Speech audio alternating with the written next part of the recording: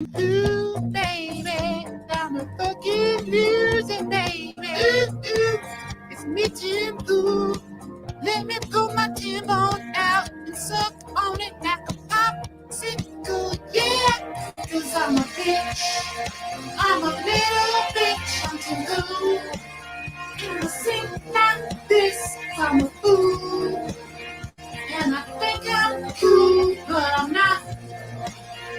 And I think I'm cool, but I'm not. La la la la la. I'm a fucking dork. La la la la la. I'm Tim Who. I'm Tim Who. I'm Tim Who. La la la la la. I'm Tim Who. I'm Tim Who. I'm Tim Who. La la la la la. I'm Tim Who. Good afternoon, good evening, good morning. Hello to you. The few, the proud, the brave, the ideologites. Here we have gathered once again in the sunlight of history to discuss whatever we want to discuss. That's the way it goes. Isn't that great? Isn't that wonderful?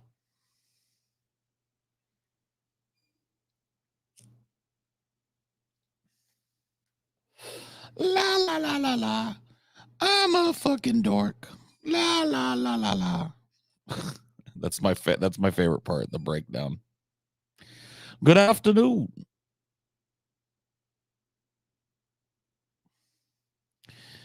Good afternoon to you. May your day be filled with wonder. Oof.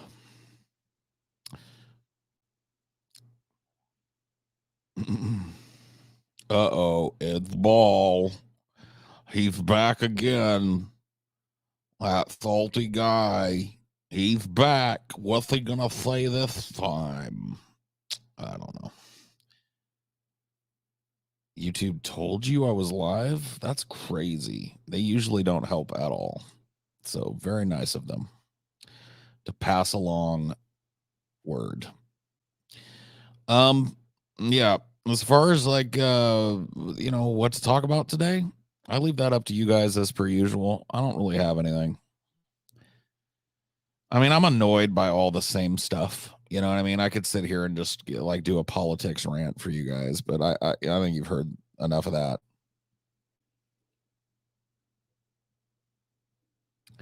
You like white guilt over anecdotal, Paul? Okay. I mean, hey. You talked me out of being a NEET for the rest of my life back in 2020. Cool. Good job, buddy. Good job, buddy. Good fucking job. Motherfucking right. We in the club.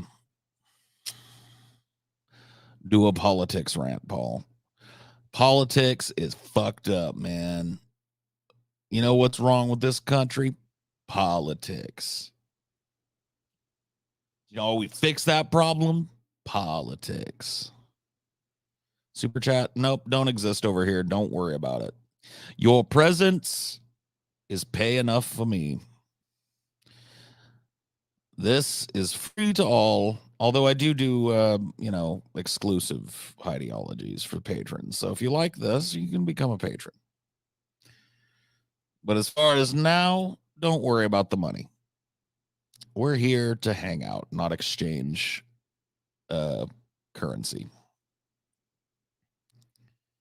Any complaints or grievances? Just the usual shit, dude. Just the usual shit. I'm a very conflicted person when it comes down to it. I think maybe everybody is, but I can't extrapolate out to other people's experiences. What I can tell you about myself is that I'm a very conflicted person. I am both filled with incredible hope and wonder for the possibilities of humanity's future, and just absolutely done with humanity and ready for it to get its comeuppance and for all of this fucking banal bullshit to come screeching to a fucking horrible, explosive, bloody halt. So I don't know, man. I mean, what do you do about that? What do you do about that? Isn't it crazy how we're all just small primate creatures trying to understand the vastness of the universe? Yeah, my dude. My dude. It is crazy.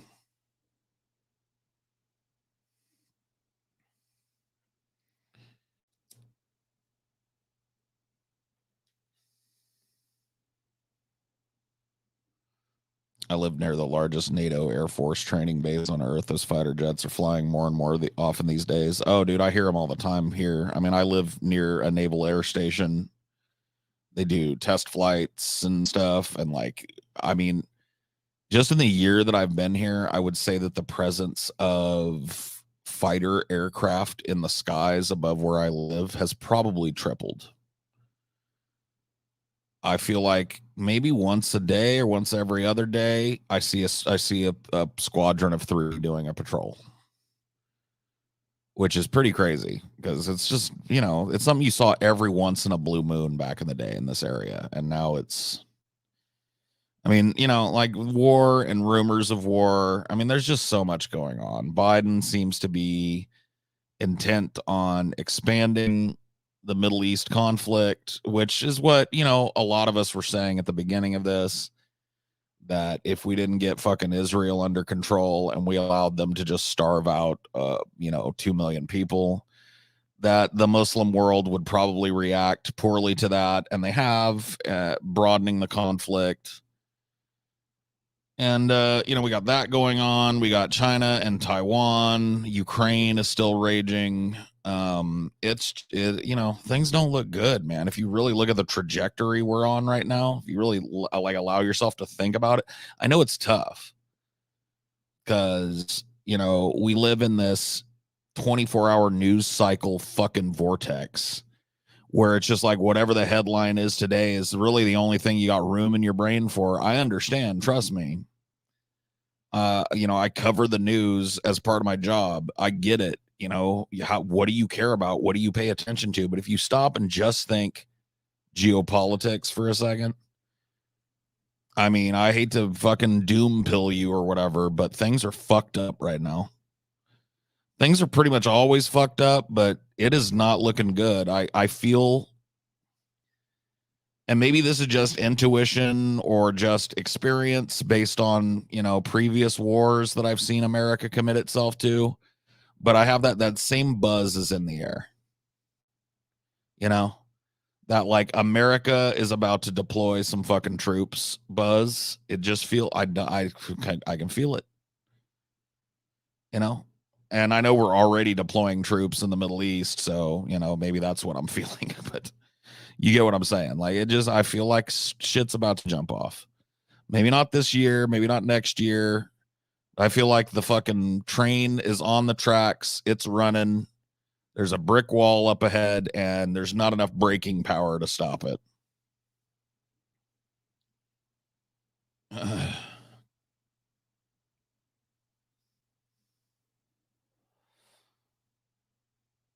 Biden wants the wartime president vote boost. Oh yeah. I mean, you're not even fucking joking. People are way less likely to what they call switch horses midstream if they feel like the president is prosecuting a necessary war or whatever. It's just cover. And it's historically pretty good cover for a president to not, for people to like, oh, well, maybe we should let this president finish. No, let's not change teams in the middle of fucking rapids here. Obama brokered the Iran deal. Biden puts us into war with them. Ratchet effect, in effect.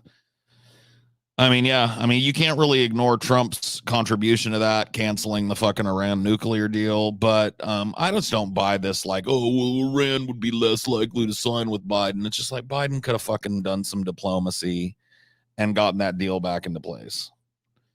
He just chose not to. I mean, it wouldn't be the first time Iran has dealt with an America that turned out to be a little bit dishonest. It's like that had already happened. I mean, we'd already deposed their democratically elected leader, Mohammad Mossadegh, and replaced him with the fucking Shah. All right.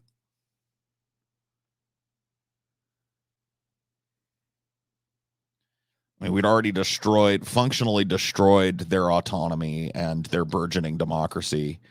And we installed a brutal dictator that was a puppet of America. And we destroyed their country. We caused a backlash that caused, the rise in power of Ayatollah Khomeini. And, Iran has been a fucking Sharia Islamist hellhole since.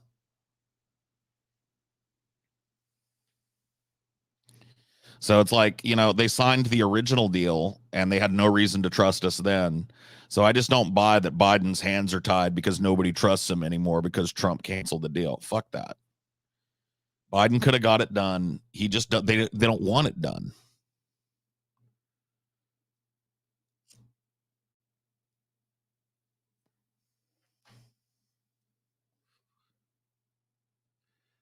We turned Ukraine into a hellhole too. A lot of people don't want to talk about that.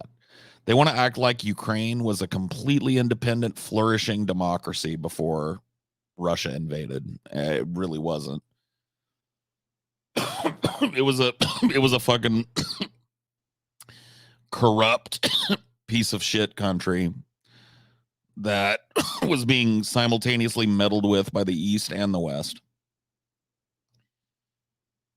Politicians just corrupt all the way to the top. Corrupt military. Just a shithole of a country. Like the way that people were painting Ukraine is this little fucking tenuously burning candle of democracy in the middle of fucking communism. It's just fucking bullshit. Ukraine was a totally like a near totalitarian shithole. And it still is, and it will be after this conflict, no matter what the resolution is. One of the most corrupt in the world. I would hazard to say that in the years leading up to Russia's invasion, Ukraine may have been the most concentrated corruption in the world.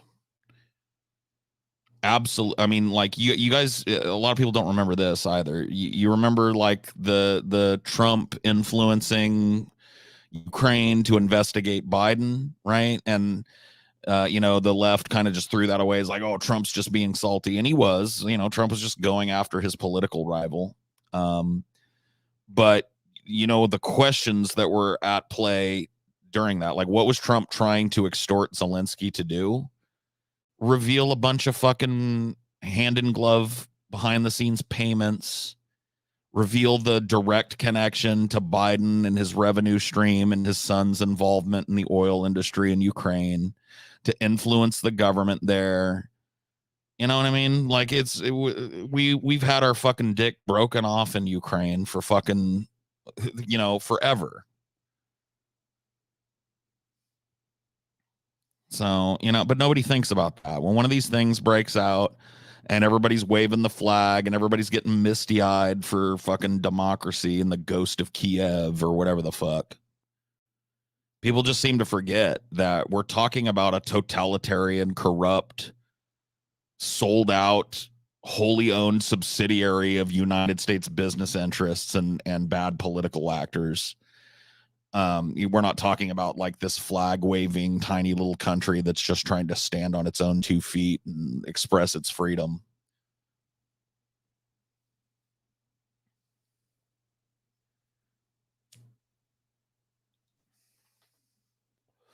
We had enough evidence to prosecute Biden over the Burisma scandal a decade ago. I mean, I don't know why. I do know why, but it's just like illegality seems inherent to that. So I'm a national political figure in the United States. My son, who has no expertise whatsoever in oil, is now involved as a member of the board of an oil company in Ukraine. And I have political dealings there, and he has business dealings there. And those business and political dealings are intertwined. We know all of that for a fact. Like, none of that is in dispute. So he's already, in my mind, in violation of, his fucking charter as a U.S. politician. Like, you are not supposed to trade on your influence. But once again, this is something that happens all over the place. In Congress, a lot of these people that get elected to Congress, they serve one term, they serve 2 terms, and then they disappear. And people go like, oh, yeah, they got kicked out. No, they didn't.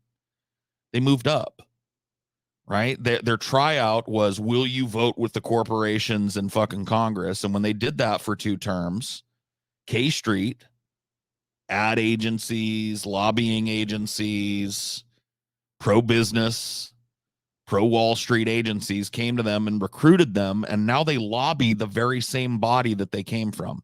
So basically, the American people paid them to do an internship where they got to make a lot of fucking great business contacts. And then when the American people stopped paying them for that, that internship availed them of a bigger position, using those connections that we all paid for to lobby for business interests against the best interests of people in this country. And that's just part and parcel. When you fucking get elected to Congress, your check is signed. People don't understand this. You know, you had fucking AOC bitching about how her stipend is too low or whatever. And that's basically her just threatening, like, if we don't get a pay bump, there's going to be more corruption. I'm going to have to steal. It's like, fuck you. Get to work. In my mind, these motherfuckers shouldn't have shit. They should have the bare basics. There should be fucking a big dormitory built in fucking Washington, D.C. with Spartan apartments that just have the bare basics of living. Every congressperson gets assigned one. They get it for free while they're serving, and that's it. They get a stipend for food. They get a stipend for transportation. That's it. The idea that they ought to be making enough just from their public service to like fly all over the world and buy designer dresses. Fuck that. No. These motherfuckers ought to be making what the average median fucking worker in America is making, and not a cent more. These motherfuckers should have the same health care as the average American worker has to deal with, not a special government plan.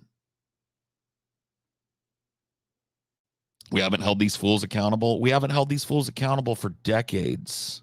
It has been decades since the American people really showed up in force and reminded these politicians that we outnumber them fucking 10 million to 1. It's been decades. Decades. You know, the Tree of Liberty and all that. It's time to refresh that motherfucker. It is time for a mass political movement in this country, mass walkouts, mass protests. We need a fucking couple million people to just squat DC. Just absolutely show up in DC, empty-handed, unarmed, hand in hand, squat in the National Mall and make them come take you out. And then you know what? After they run you out, the next protest begins and you squat Wall Street and shut that motherfucker down. It's got to happen. These motherfuckers have to be reminded, because if you let them go, like we have since the 60s, if you let them do their thing and you let them get more and more brutal and crack down harder on your protests and send the stormtroopers out, and you start to turn into a little worm. And that's how they view you. They see themselves as the boot and you as that fucking poor worm that crawled up out of the ground when it rained because it was too fucking wet under the ground. And they have to be reminded that we're not worms. We're army ants.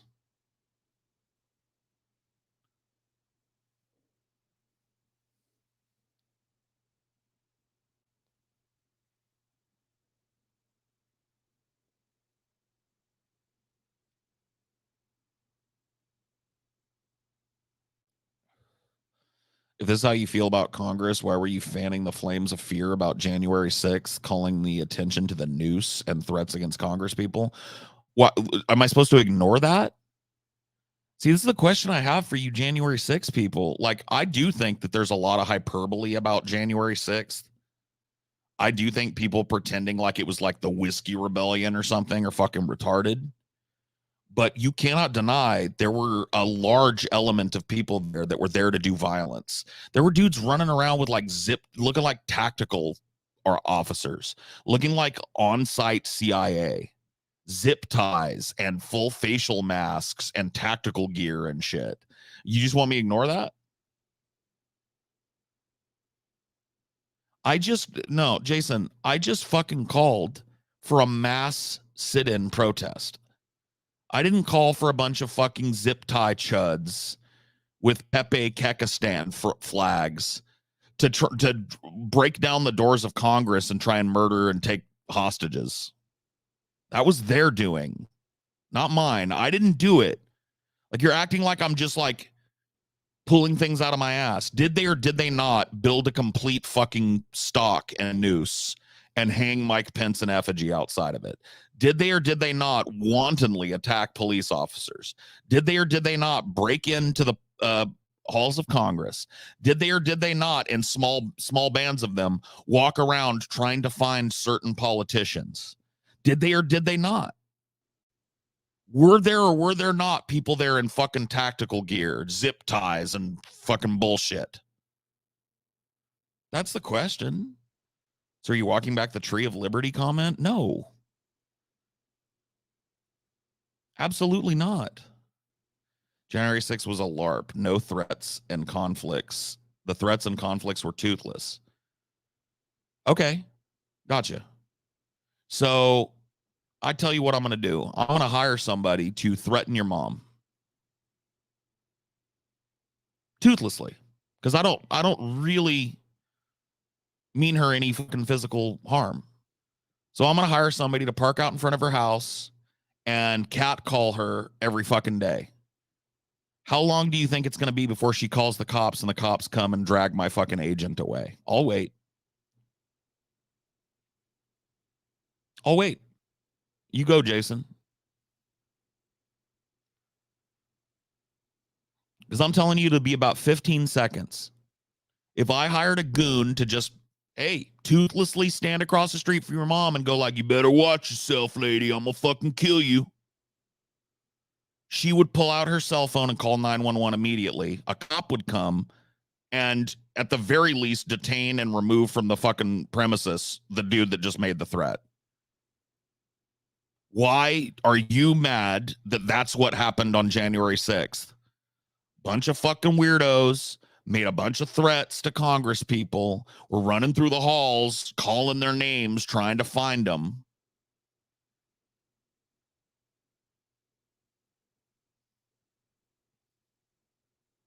You realize when I said a mass sit-in DC and a mass sit-in on Wall Street, I didn't say fucking we kick down the doors to every building and take Nancy Pelosi hostage and hang Mike Pence from the highest tree.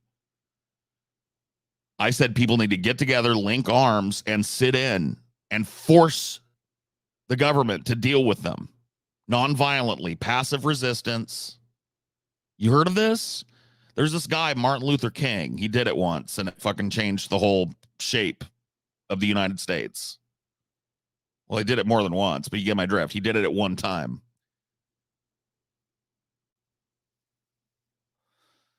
Most of the people at the Capitol just wanted to take pictures. They were let in willingly by the police. So all that footage of them fighting against the police and the police trying to hold the stairs and the main entrance to that, because they found a side entrance that wasn't as heavily guarded and went in, you think they were let in by the police?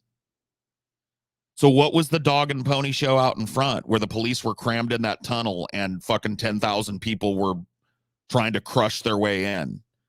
Where police were desperately scrambling up those stairs? All that footage, what is that, a deep fake? Was that a little passion play that went on? Was that crisis actors?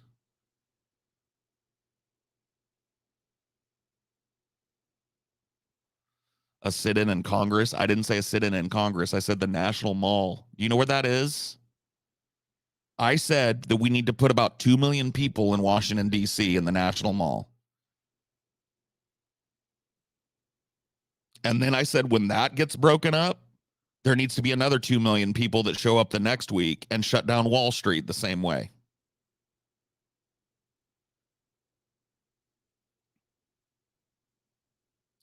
Baked Alaska streamed the insurrection. Multiple people did. This idea that they were let in by the cops is retarded.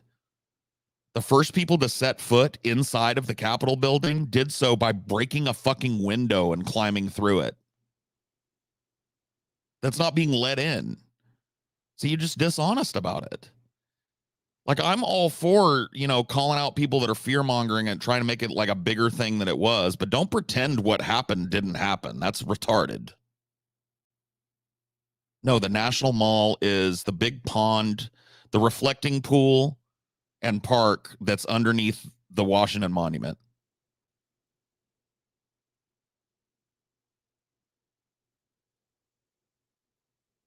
It's the heart of DC. Is a huge. You've seen people at it before. I mean, it's in Forrest Gump. Okay, remember when Forrest Gump, when they're having the war protests and he gets up on stage, they're standing in the National Mall. He runs out into the reflecting pool to hug Jenny. All right, it's where Martin Luther King gave his "I Have a Dream" speech. It was the site of a massive, massive fucking civil rights sit-in and anti-war sit-in, a number of them in the 60s and early 70s. I'm talking about that, not the Mall of America. A sit-in anywhere is going to be treated by this administration as an insurrection, held without charges, held without bail. 2 million people. See, that's the things. You think that's new? Do you think that cops crushing a small protest and taking those people away and violating their fucking Fourth Amendment rights and First Amendment rights? You think that isn't part and parcel? That's why you do mass sit-ins.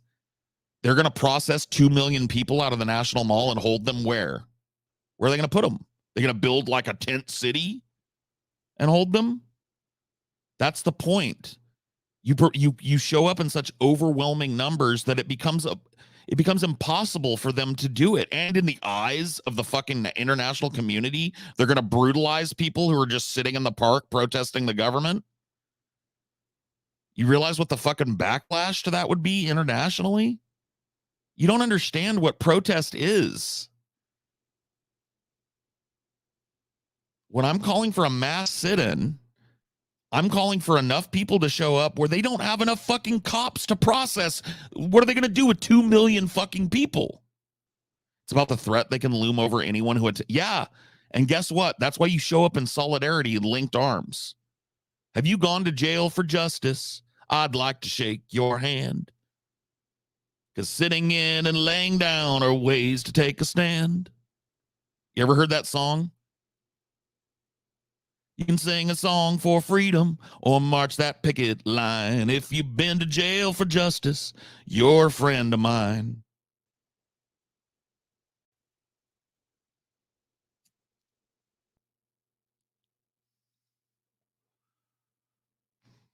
That's the thing. Exactly, Blue Noble.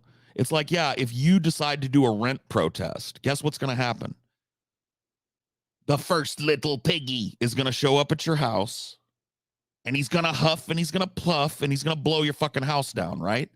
If everybody in America just decided we're on rent strike, what are they going to do? There's not enough cops to kick everybody out of their rentals.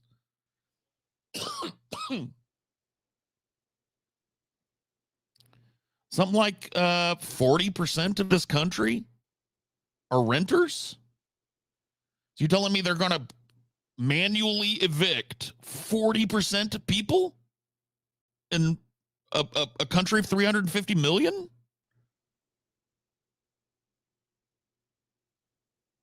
That's the point of that's the point of mass demonstrations. Is that the tactics that they use if you're in a smaller group? Send in the pigs, send in the stormtroopers, beat you, hold you without bail, threaten you. Those things tend to be a little less effective when they've got to do it individually. 2 million fucking people in front of the eyes of the world. It's a little harder to make 2 million people disappear than it is 15 people standing out in front of the county courthouse. You see? Do you get it now? Do you get it now? I mean, I just fucking hate. Like I'm sorry to be condescending, but it is so weird to me that your generation doesn't know this. I hear this all the time. Oh, all the hippie hate. It's like, oh, you mean the hippies that got fucking the civil rights bill passed? Those hippies? You hate them now. The hippies that got Jim Crow struck down? The hippies that ended the Vietnam War, those hippies. You hate them now. Okay.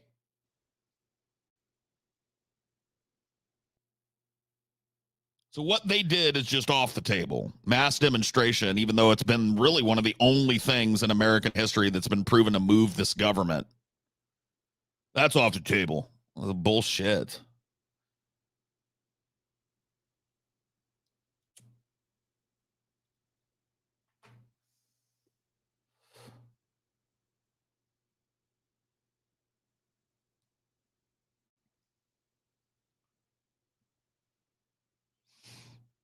Your theoretical sit-in depends on the pliability of the regime. No, it doesn't.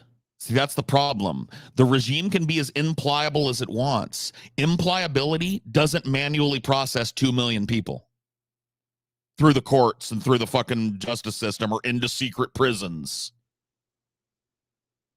The point of a sit-in is that they're being impliable.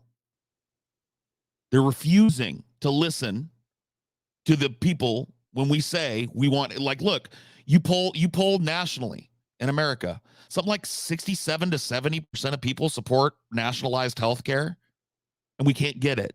They're not listening. About the same amount of people, maybe, I think it's a little more, support a massive raise to the minimum wage, nationally supported rent controls. All of these things are supported by the majority of Americans. And for decades, that's been true. And they're not listening. They're being impliable. They're being intractable. Normal modes of speaking out and small protest movements are not working. You just don't understand, man. You got like a backwards fucking way of looking at things. Like, that's the point of a fucking labor strike, too. The business is being impliable. So you hit them in the wallet. You shut down their shit until they fucking come to the table.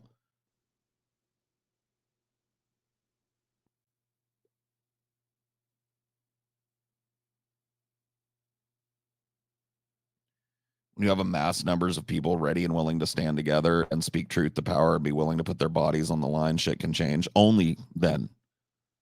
In American history, when it comes to popular movements, the only time that they've been even moderately successful is when massive amounts of people have joined together and done civil disobedience. We're talking the farm worker protests of the 70s and 80s, Cesar Chavez, massive expansion to workers' rights. We're talking the post-Gilded Age labor riots. We're talking the riots in Compton and Watts that happened not once but twice, that finally led to policy change in the LAPD, finally eased up some of the institutionally racist LAPD directives that functionally created de facto segregation in LA County.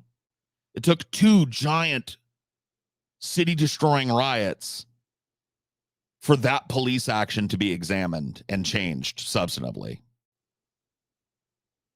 The aforementioned civil rights movement in the 60s and 70s, the aforementioned movement for peace against the Vietnam War in the same time period. These are all examples of times when what I'm saying to do worked. Took an intractable, detached government that had forgotten that people could fucking demonstrate and reminded them what it looked like to have the National Mall overflowing with people in protest and refusing to leave. And then they remembered, and then it got done. Public outcry works. But not if you're not willing to put your butt on the line. Public outcry on Twitter is worth shit. You may as well just hold up your next wad of toilet paper that you use to wipe your ass and show everybody your fucking streak.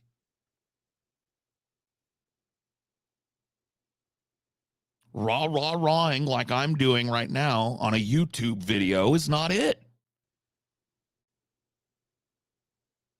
I'm holding myself accountable to that too. I ain't fucking prosecuting the revolution, but I'm calling for it. I'm willing to join it.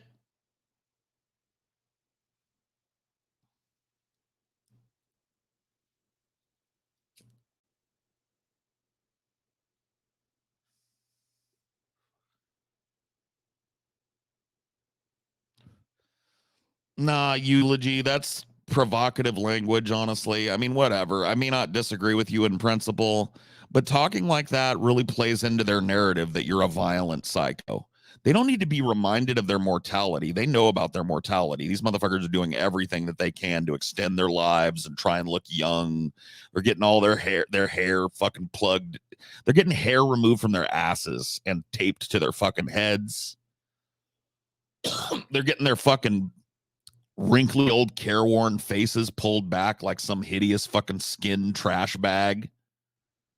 They look all skeletal and weird, and their mouths are all pulled back in some fucking weird rictus grin. They know they're dying. That's not what they need to be reminded of. You know what they need to be reminded of? That they're not the boot and we're not the worm.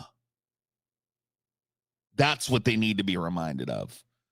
That their power, while vested and immense, does not equal the power of a unified American public showing up in force. They're accountable to us, and that is how we hold them accountable.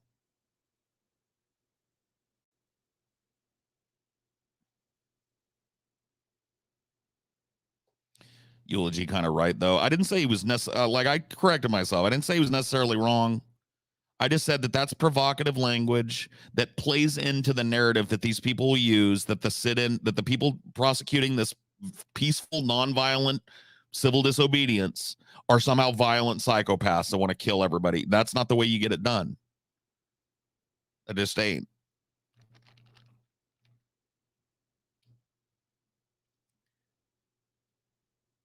Of course, in fairness, that type of shit was used in tandem during the civil rights era and the Vietnam era. There were leftist elements that were more militant. The Black Panther Party comes to mind, who weren't above threatening violence, who weren't above threatening retaliation. Those organizations were pretty hard done by the government, but I do not deny that they played a role.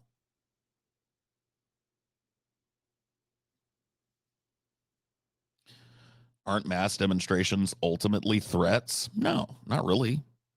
Who are you threatening? Yourself?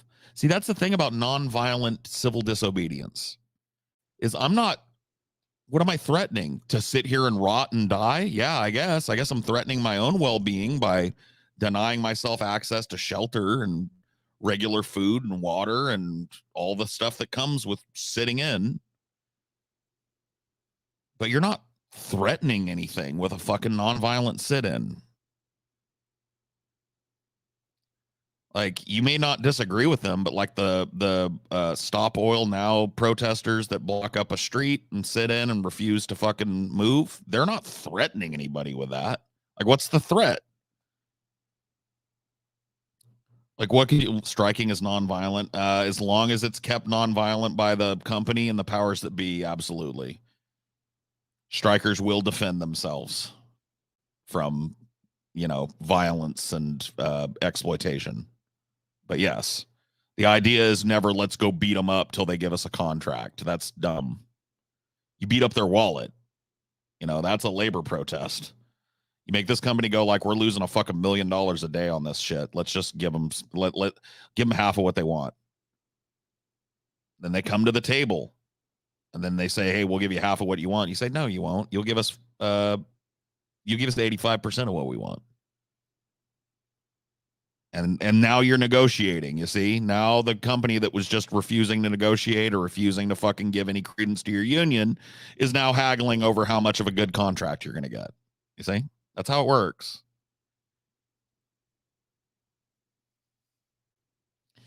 All of these motherfuckers, when I say these motherfuckers, I mean politicians, they're also heavily vested in this fucking propped up House of Cards stock market. That if we threaten that in any fucking way, they all stand to lose millions of dollars. Millions upon millions. Some of them, they're most of their nest egg is tied up in this shit. They fear this more than anything. They fear mass protests, mass shutdown of businesses, mass movements of people, mass sit-ins in all American cities. They're fucking built. Well, yeah, cumulatively, it'll be billions if it's done right. We shut down 35-40% of this economy. Those are big numbers. Shut down 35 to 40% of service industry. Shut down 35 to 45% of shipping, ground, air, sea. We get those unions on board. Dude, you have any idea how many billions of dollars a day?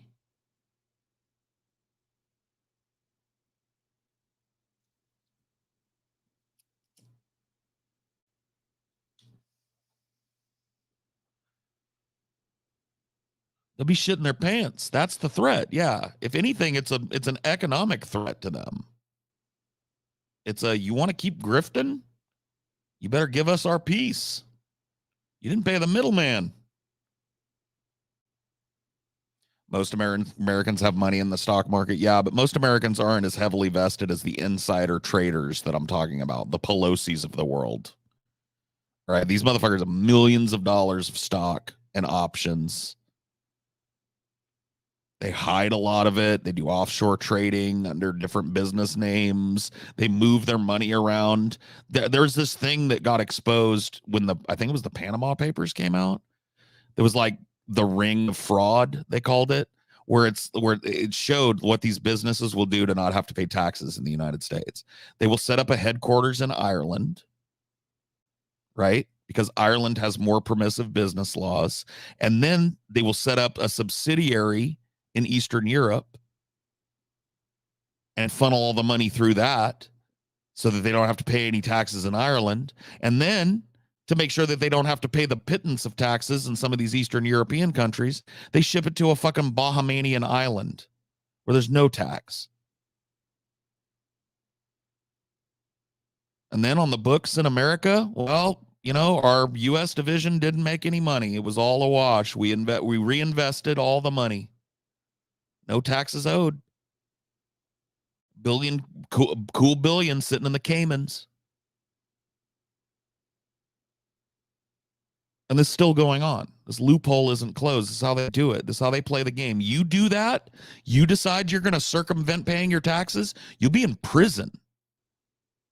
And not just for, 60 days. You go to prison for fucking 5-10 years dodging your taxes.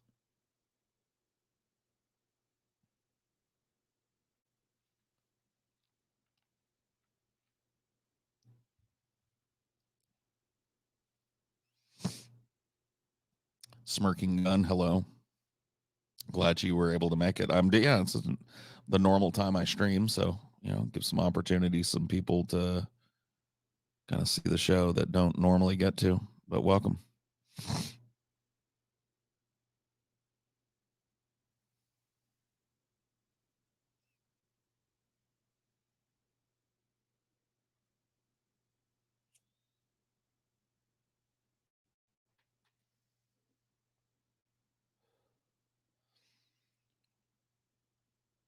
I don't mean to just rant and rave here, and I'm really not trying to be as acerbic as I'm coming off, but it really does make me mad, man, because I feel like this functional economic reality is something that the left has almost all but forgotten. Economic populism is almost dead on the left and has been replaced by, hyper focus on social issues and a whole lot of fucking fear mongering bullshit. And I would rather we move past those things and have those things not be our main fucking thrust. And we get back to what actually fucking changes people's circumstances. We get back to economic populism. And we start talking about the real fucking problem. You know, I said to Demon Mama, and she didn't disagree with this, but I wanted to press her more on this, but it was just a hard, you know, it was a four-way fucking conversation. When I said to Demon Mama, you know, I believe that the most empowering thing you can do, especially in this country, under the current circumstances, if you got a trans person that's living in one of these fucking really restrictive states that are passing these retarded laws, the most empowering thing right now that you can do for that trans person is give them about 50 grand. You know what I mean? I'm not saying everybody should get 50 grand, but I'm just saying it's hard to, you know, you can take that person's back and give them some updates, you know, like them on Twitter, follow their Instagram or whatever, but really you want to fucking help that person. You give them about 50 grand so that they can move out of that state and get to somewhere that's safe and surround themselves with people who love and nurture them. That's what I want for trans people and gay people and lesbian people and bisexual people. I want that. I want that for immigrants and migrants to this country, non-English speakers. I want that for everybody that is currently in or will ever currently be in America. I think that's a baseline. The freedom to fucking go to a better place, the freedom to improve your lot enough to where you don't have to be surrounded by people who hate you intrinsically.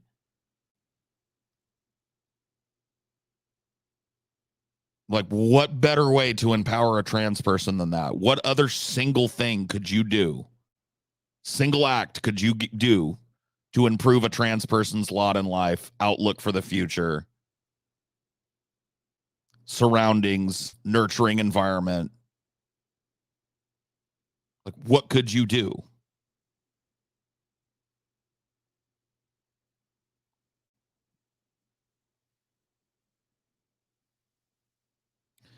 Still raining in Vegas. I know, dude. That rainstorm was not super crazy where I was. Like, we kind of like dodged both of them almost where we are. I mean, we got a lot of rain, but it didn't get fucking super duper crazy like it did in some parts of the state.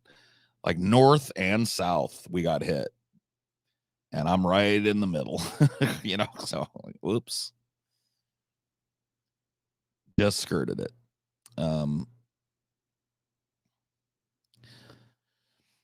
You'll never get the population to get together on an issue like that. I have people crippled by medical debt that are against universal health care. No, see, that's the thing is like, you say you'll never get the population together on an issue like that. But that's what a lot of people said about civil rights. Like, I don't care what you do, the South ain't never going to accept no Negro. That's where it was. There's a lot of people that may still feel that way, but now black people have civil rights protections. We've got the 14th Amendment.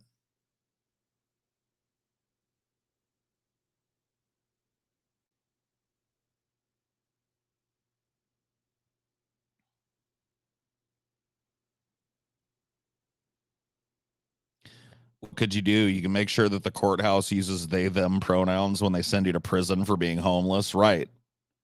I mean, at what point does because like people accuse me of class reductionism. At what point are we practicing social issue reductionism?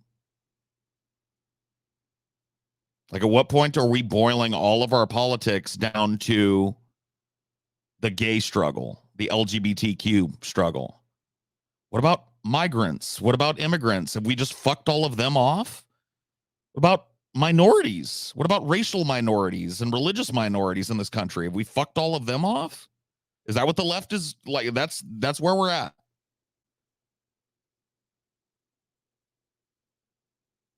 See, that's why I'm an economic fucking advocate. I advocate for an economic distribution to the people now to get our heads above water so that we can start talking about what we want to do in the future. Because right now, we're becoming homeless at a fucking unprecedented rate. Housing is further and further out of people's reach. And we turn on the news and we hear about how 350,000 jobs were created.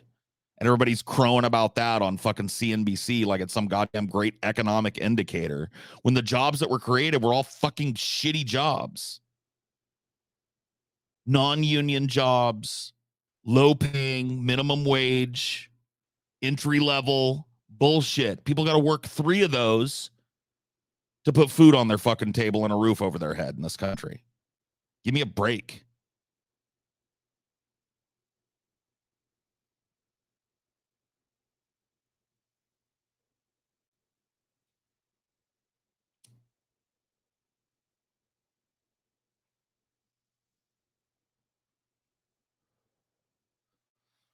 What do we do about banks buying and sitting on houses? Honestly, we wait for them to do, for the second time, by the way, in the 2000s.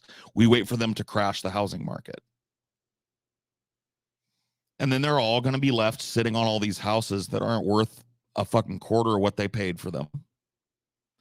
And they're going to have to unload them as fast as they can, and they will unload them to us at a reasonable price.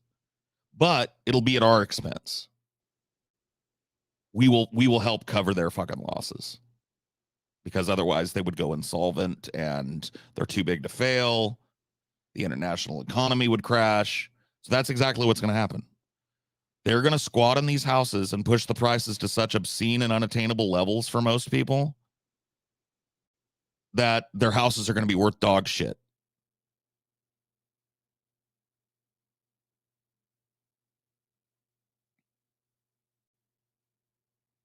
These neighborhoods are turning into ghost towns. There are whole areas of this city where I looked into like 10% occupation, 15% occupation in a whole neighborhood. The rest of them are just like bank owned and sitting on the market.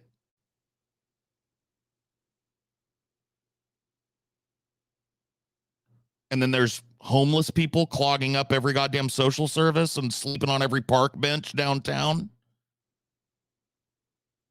What the fuck are we doing?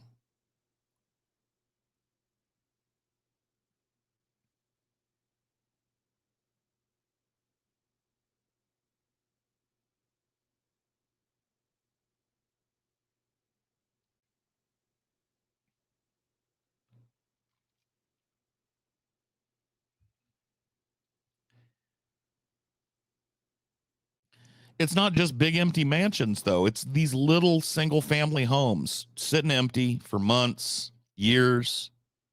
Ridiculous price tag that nobody can cover and nobody would cover if they could, because it's obscenely overpriced. The bank just sitting on it, watching the theoretical value of that property skyrocket, even though nobody wants it or can afford it. Like that, you telling me that's not a bubble and not going to pop at some point? I guess I don't know what a bubble is then.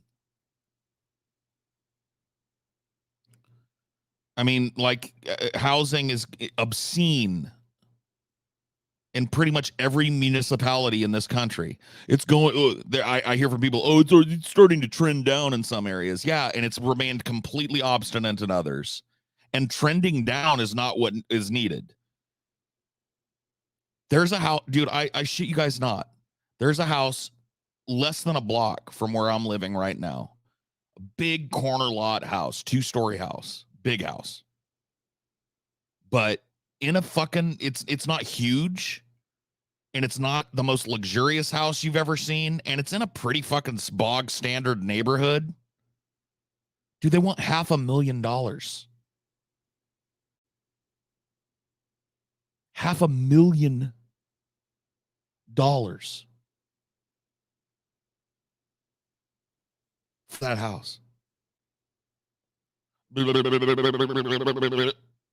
What?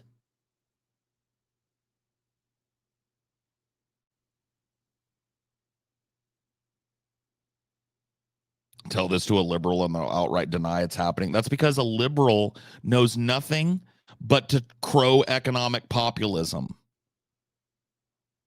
The DNC has rolled out the fucking plan, man. Biden is running on Bidenomics. Look how great everything is, folks.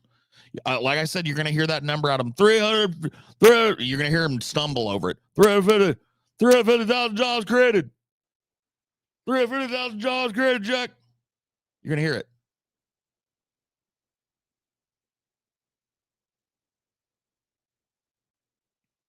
Canada is twice as bad. I've heard some places in Europe are fucking insane right now. Europe is having the same shit happening. This insane, giant, looming fucking expansion in the cost of living. It's like, what?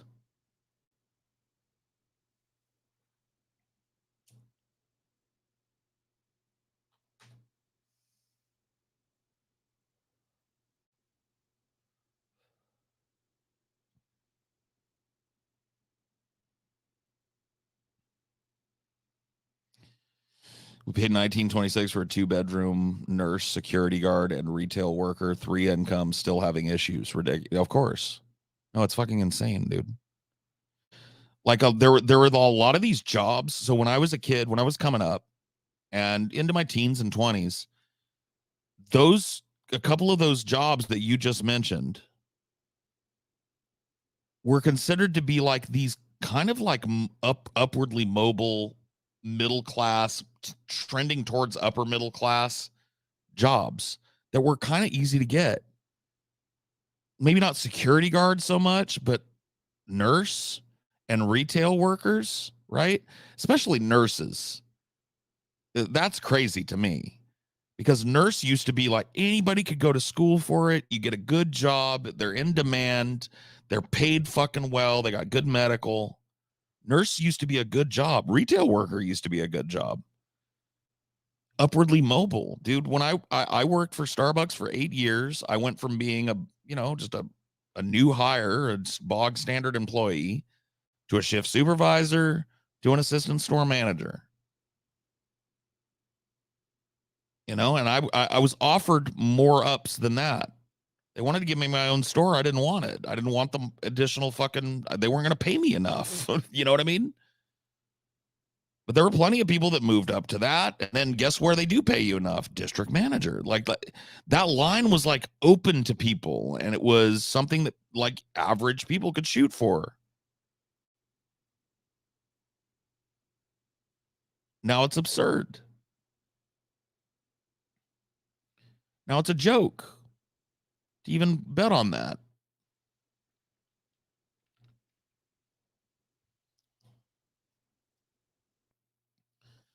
Do you think this is deliberate to push people to the streets to get picked off? No.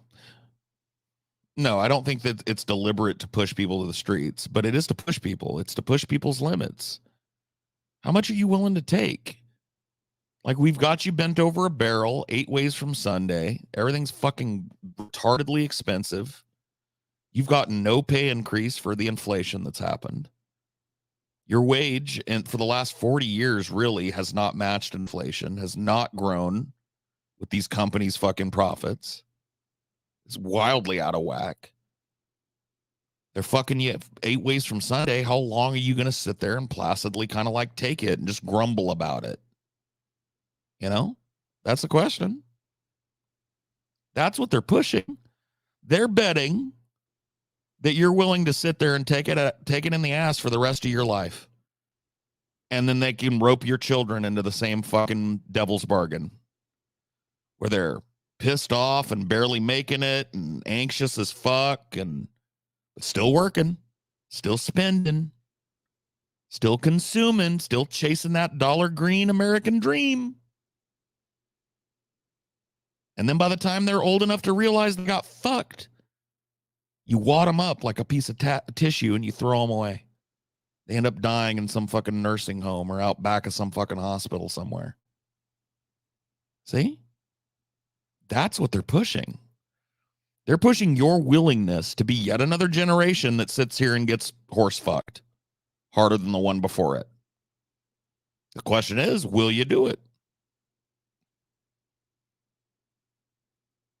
Will you do it? Will you spend the balance of your natural life grumbling about it on Twitter and whining about it in YouTube comments and making YouTube videos about it? Or are you going to take to the fucking streets? Are we going to take to the streets? That's the question. I don't know the answer to it. I hope the answer is yes. Because I don't want my generation to be another generation that got horse fucked. But the generation before mine got horse fucked. They didn't really do it.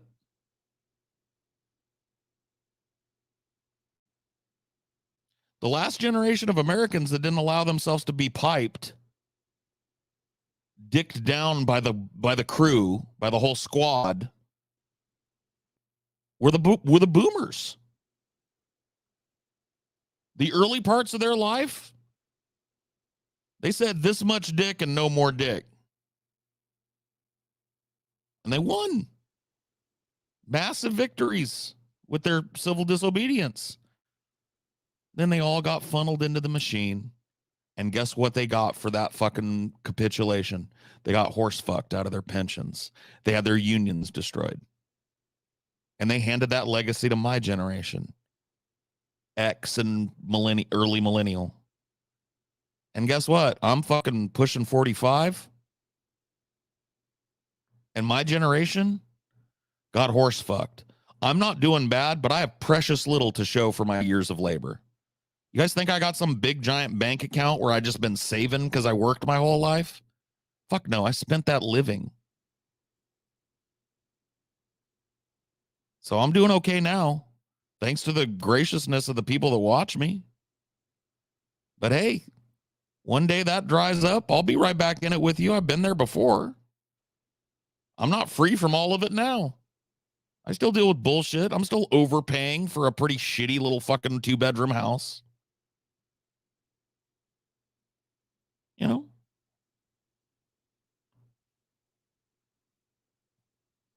Is your dad going to come on someday and talk about unions? I don't know, man. I haven't really talked to him about it. He and I are just still kind of, I don't know. I don't know what to, I don't really want to share a whole bunch about it, but we're talking. That's what I'll say. All right.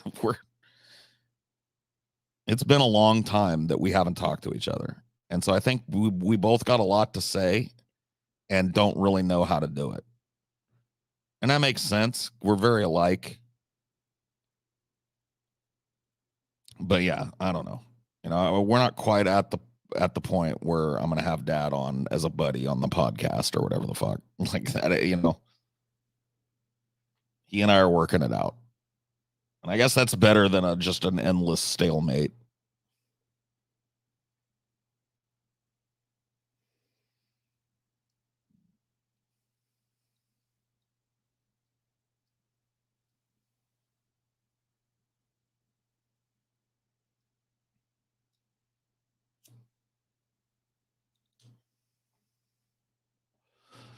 Well, the boomers set themselves up on the economic strength that had been created by their strong unionization in the 60s and 70s and 80s. That's how they set themselves up. And then they got lazy and complacent, started going along to getting along, started to capitulate because they felt like they'd gotten it. But guess what? The government found a way to get theirs. A lot of those pensions disappeared. A lot of that health care dried up, and all that savings for your fucking twilight years went to paying for your hernia surgery.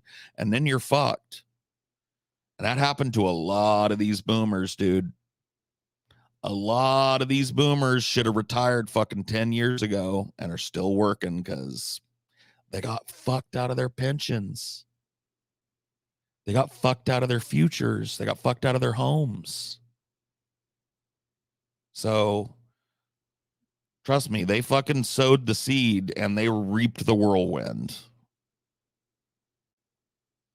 Do we want to learn from that generation or do we want to be them?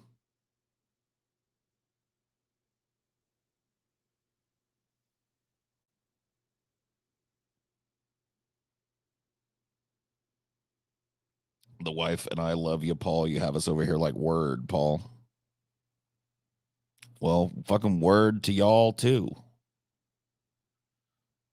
Let's all get together, smoke a big joint and bitch about how bad everything is. Let's do it.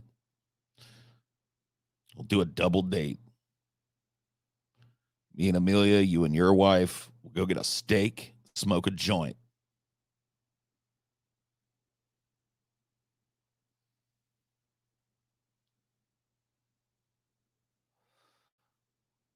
my boomer grandma worked her entire life and has nothing to show for it. No house, car, nothing. I mean, like I know it's anecdotal, but I look at my parents. My parents are very, very lucky to have retired when they did. Basically, my parents retired at a time when their pensions hadn't been completely looted. Of course, the stock market, which their pensions were largely tied to via their IRA, that was fucking looted. But my mom is on a fixed income. She's retired now. She's got her retirement pension and her Social Security kicked in. And she's doing okay. My stepdad, same deal, retired. He's a disabled veteran, so he gets the stipend from that, and his Social Security kicked in. So that's where they're at. You know what I mean? They're lucky as a generation that in their twilight years, they're living in the house that they've always lived in, and they're keeping it the way they want to keep it. They're not fucking rich, but they've got a nice little life and they can retire together. You ain't going to have that. You think you're going to have that? And they're lucky amongst their generation. A lot of their friends, not in that position. A lot of my family members, not in that position. Same age range, still working. Same age range, barely making it on their fixed income.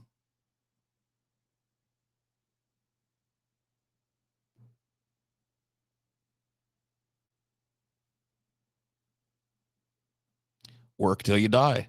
I mean, just recently, who is it? Karen LaPierre, is that her name, or LaCarrere? The White House spokesperson, I believe, said that Americans need to get used to the idea that the retirement age is going to raise. So they're talking about pushing it to 70. I'll say that again. They're talking about pushing the retirement age that you get to quit working from 65, where it currently is, to 70. Do you know what happened to France when they tried to do that last year? Paris burned.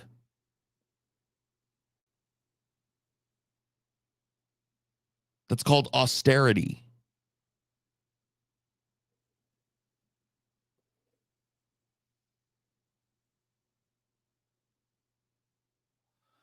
Here in America, I didn't even see a news story about it. I just happened to see a news clip about it from, of all people, Kyle Kulinski. Funny how that works, right?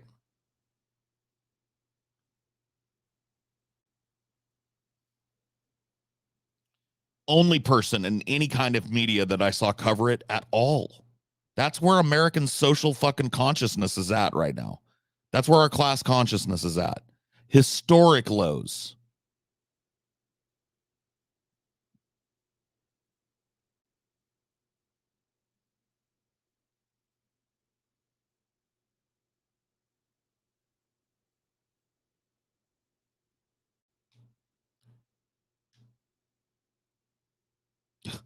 Look at Grandpa Biden and crazy Uncle Trump. They're still working, and so should you. Yeah. It's a gerontocracy. Like, I don't want 70-year-olds working anywhere. I see little old ladies sometimes being greeters at Walmart, and I feel nothing but bad for them. I'm like, wow, it is so sad that this little old lady who lived a whole fucking life has to stand on her feet all fucking day at a job.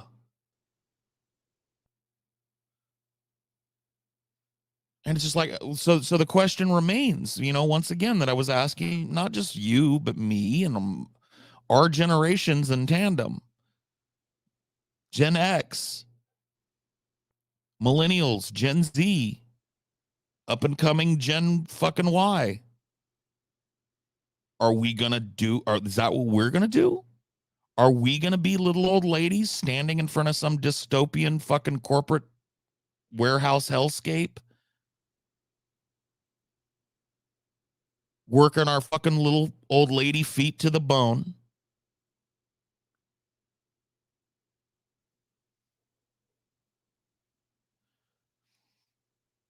Is that what we're going to do?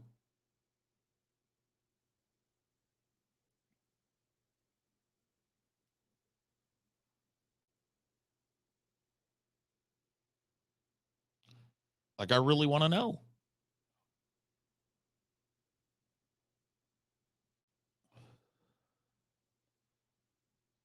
You know, that is the question.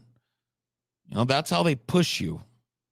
They're not trying to push you onto the streets. Now, if some of you get slopped onto the streets in the process, they don't give a fuck about that.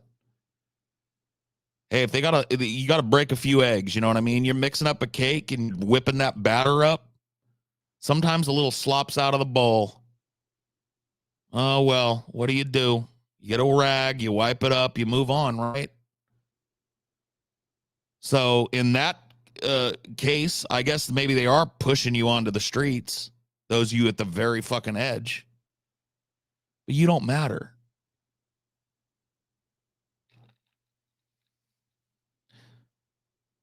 You're just a little cake batter that slopped out of the bowl.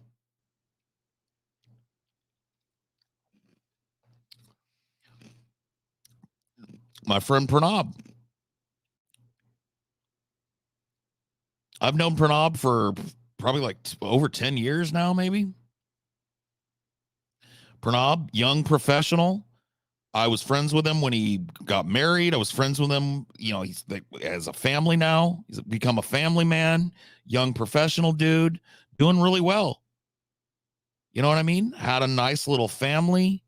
He and his wife both working. Nice little house. Traveling. Pranab's he's in trouble. Laid off in September, hasn't found any work.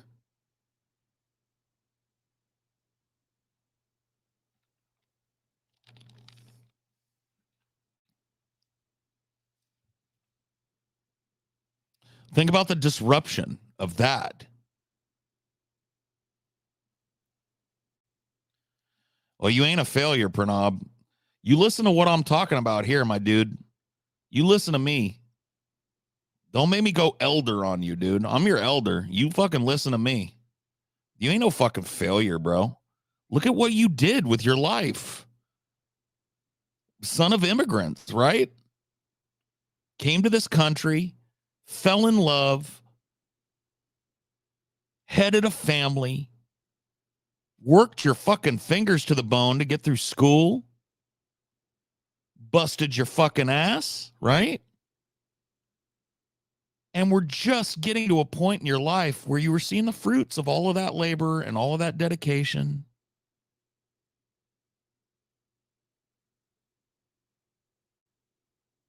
And what happened? You got rat fucked, dude.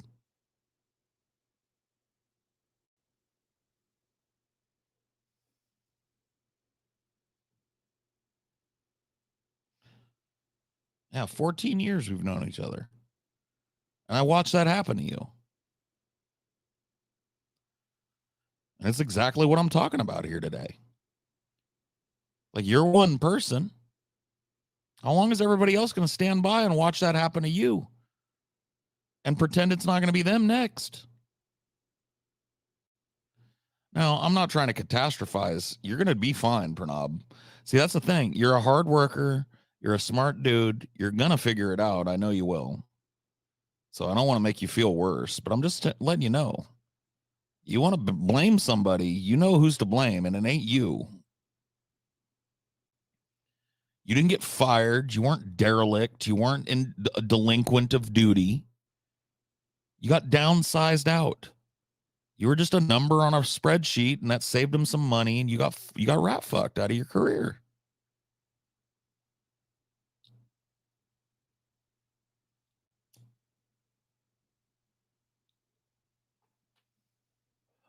And you did everything they told you to do.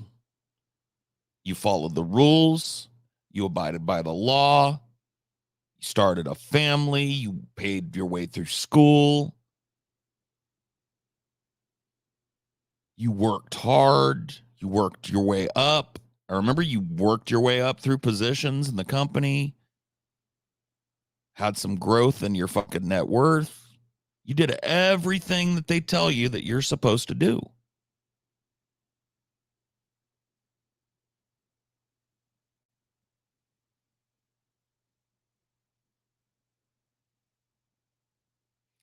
But when it came down to it, you were not considered as a person. Your hard work was not considered.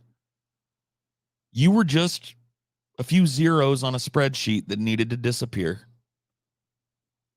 so that some fucking dude above you could continue to justify his fucking obscene salary. And so that's what happened. What it meant was you and your family were thrown into fucking crisis. You and your family were thrown into fucking worry and anxiety. You feel defeated. The strain that puts on a family. Look, dude, I know. I've been through it. I've seen it inside and out. What do we do today? Start involving yourself in local mutual aid orgs. I think that's the first fucking step. Get involved at whatever level you're comfortable with, something that's tangible. A food bank, strike support organizations. Find out what's happening with labor in your area and see if you can materially support the strikers. And start putting your ear to the ground to, like, when you hold up the magic seashell of the internet to see if you can hear the ocean of knowledge, maybe tune into a different seashell now and again. Maybe stop going to like people who are drama farming. And I'm not calling out anybody in particular. I know people are going to call me salty. I do lump Vosh in with this, but I'm talking about all of these motherfuckers. I'm talking about Destiny. I'm talking about all these streamers, us included. I'm not saying stop watching them. I'm saying start basing your worldview on your own knowledge and what you care about and what your moral compass points you at. I don't know that, I don't know that any of you won't be. I don't know that any of you in here will be the person that, is instrumental to starting the social movement. But get yourself to a position where you know that you're ready to participate in it. And let people in your local area that feel the same know it. Join these protest organizations. Do some Palestine picketing. If you live near a big city, I can guarantee you there's an organization doing pickets. And I'm not saying you're going to change the world by participating in a small local picket. I'm just saying you're going to meet people who are probably like-minded about a lot of these things. You'll get to learn. You'll get to inform them. And then you've got like a network of people locally. So if the shit does jump off, you go together, right? That's what a lot of the hippies did. A lot of the hippies were college kids in the mix politically together at the school, and they had a group of people that would get in a VW bus and all fucking carpool to Washington. They came from all over the country, as far away as you can get. They hitchhiked, they carpooled, they got together and pooled resources and chartered big buses for each other. Like nobody, everybody pulled their weight. So, that's a good fucking thing to do. Like, I'm not talking about meeting people online. You probably know enough people online. I'm talking about actually like meeting the people locally that, and this criticism applies to me. I haven't hit a picket line. I saw a big picket the other day and I could have joined it and I didn't. I could have met the people organizing it and see what they're doing and see what their organizations are up to and find out where their politics are at. I didn't. So I'm not trying to like lord over you and claim that I'm some fucking wise guy who's doing everything he can. No, I'm not either. And the question I'm asking is, when am I gonna? But broader, when are you gonna? When are we all gonna? When I say when are we gonna, I mean, when are we gonna start caring enough to use what little fucking power we got left and try and fight against this thing that's killing the world. It's killing the world. It is. That's not hyperbole. Listen to climate scientists, oceanographers, biologists. These people are all screaming from the hilltops, the world is dying, the world is dying. We all know what's doing it. Hyperexploitation, capitalism. Capitalism is cutting down the most dense rainforest on our planet. Is disappearing to clear room for utterly worthless factory farming. That's happening right now. The Amazon is huge, but it is not infinite. It's a finite stand of jungle, and it is disappearing at an alarming rate. We're killing the world. Trees are what process oxygen. They oxygenate the atmosphere with their fucking very presence. We need them.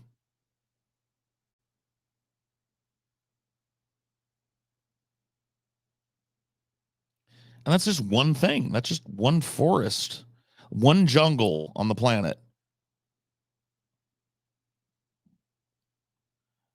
Like, you know what the most sobering statistic that I ever heard? You never hear about this shit. Nobody ever fucking talks about it. And this was years ago, by the way. They had somebody from NOAA on, I believe it was Crossfire. And he said something, and I looked into it, and it's true. And if you look into it, you'll find this to be true too. The stock of the ocean is something that oceanographers and biologists keep track of. What that means, how many fish are out there versus last year, right? Obviously. Since the 1970s, the ocean has been depleted of something like 75% of fish.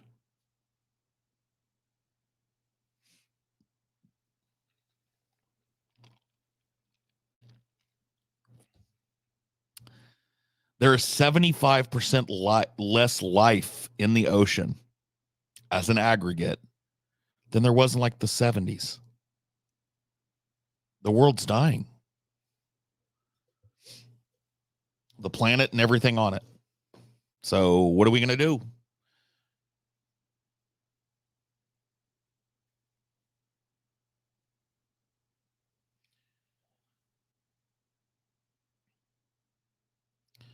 You know what? I know what we're going to do.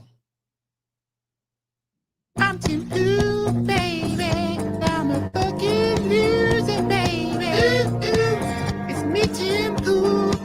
Let me pull my T-bone out and suck on it like a popsicle, yeah. 'Cause I'm a bitch.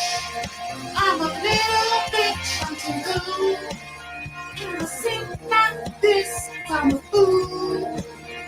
And I think I'm cool, but I'm not. And I think I'm cool, but I'm not. La la la la la.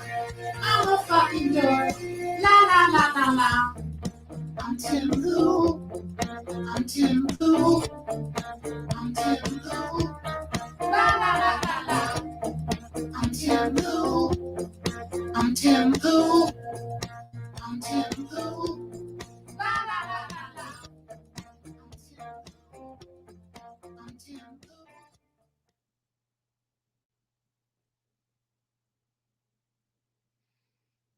That hairline. I mean, you can't even call that a hairline anymore. You know, not to hate on bald kings, but he's hiding it with that beanie, man.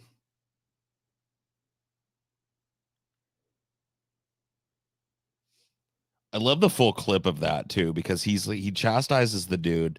First of all, he gets brolic, and you can see Tim Pool ain't a dangerous man. All right. Tim Pool is, you know, he might be able to beat up like a retarded guy. I don't know though. You know, he like I don't look at Tim Pool and go like, holy shit, what an ass kicker. You know what I mean? And he's not like a low key, skinny, small Bruce Lee badass. He's a dork, right? He's a big muffin. And so he gets all brawlic with this dude that's like well over a head taller than him that could just handle him, right? He's like, you don't fucking touch me, man. Fuck you. Get your ass kicked. And then he's like, dude, I'm out here fucking, you're fucking with my identity, dude. I'm out here trying to fucking hide who I am. The people that fucking death threats against me and shit. He's trying to claim that he's wearing the hat for anonymity. Dude, if this dude wanted to be anonymous in public, he'd walk around without the hat. Nobody would know it was Tim Pool under there if his bald ass was fucking walking around. You would just go like, oh, okay. He is basically like a walking beanie. You know?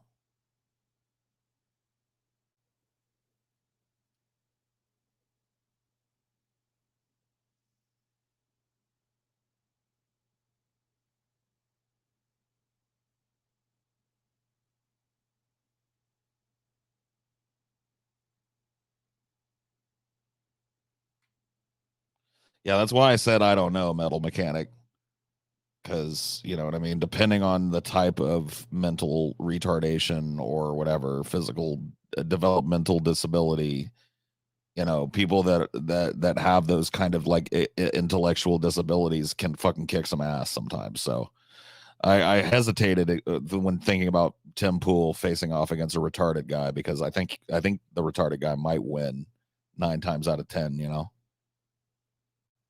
like Tim Pool is not brawlic. He's not a fucking fighting guy. He's a little muffin.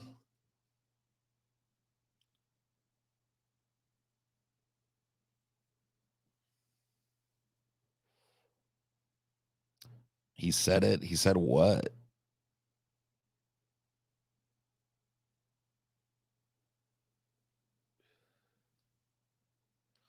What did I say, dude?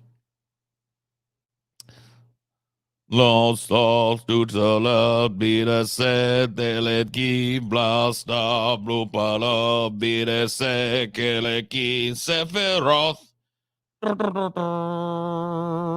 Sephiroth Jose dice deleste delesido le shisnele delesne belesti Sephiroth Sephiroth. Anybody else? Well, anybody else a fan of that track, dude?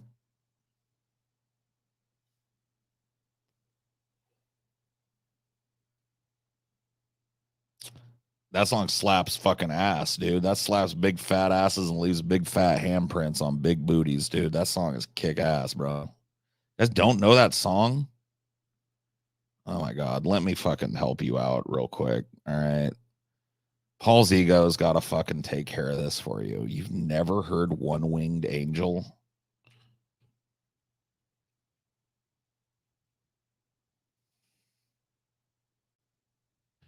Never heard One Winged Angel, dude?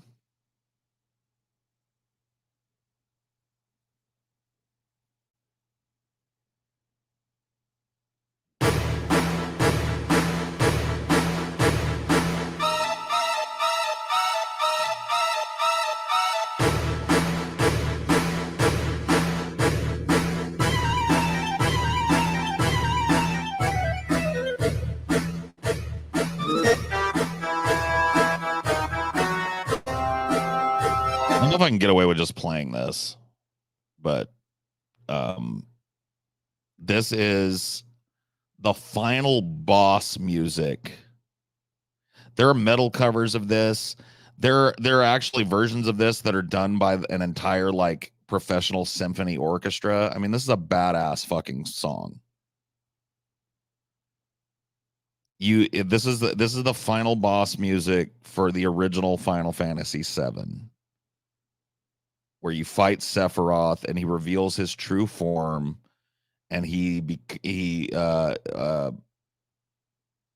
like fucking comes out and he's like this giant deformed angel with one big fleshy wing.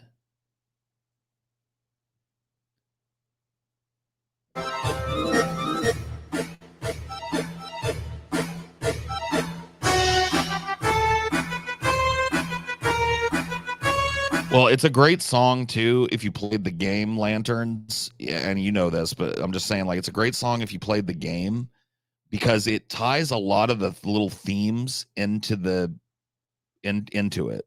So like songs that you already heard, like that little trumpet line there that was just played. Hold on, I'll play it again.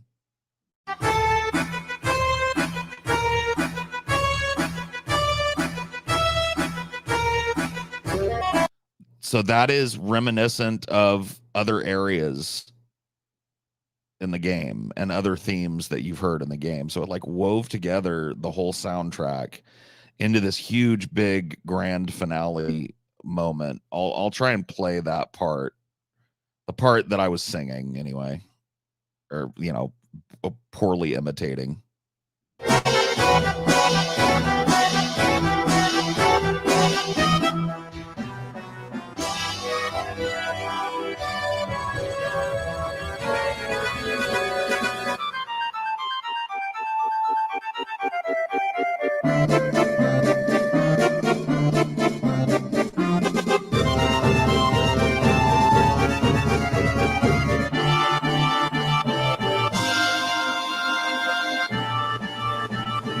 Here, let me see if I can find the fucking orchestra version of it, because that shit is fucking crazy. I'm sure I can find it.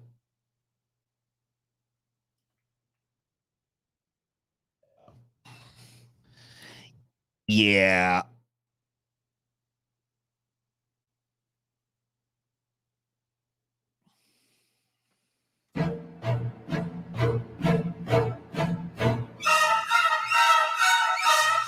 Now, this is the definitive version of the song.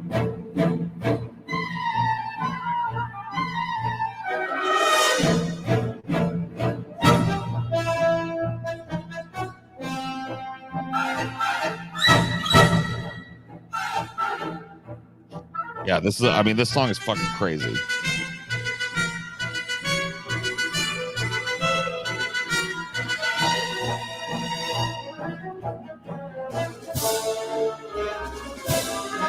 Got like a whole choir there.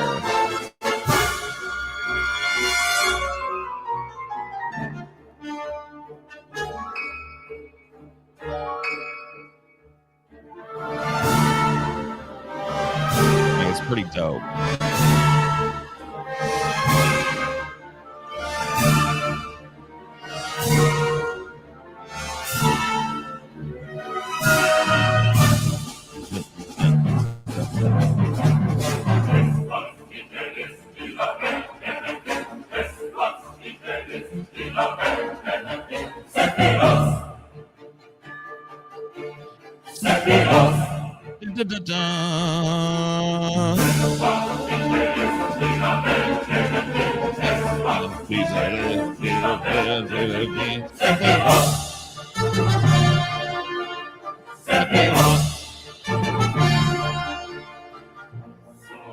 Dude, this, I don't care who you are, dude. This is the fucking greatest song ever written for a video game. There is none higher. I don't want to hear any arguments because there isn't one to be made. There are other great songs. I don't want to hear what you think is greater, though, because it's just a fucking invalid bullshit opinion. This is the greatest song ever written for a video game. And you can cope and seethe if you want. A lot of you are. The Tristram theme is great. It is not like this. The Tristram theme is one of my favorites. It's very atmospheric. It's beautiful. It's ominous. It really is great. I understand. It's a great song.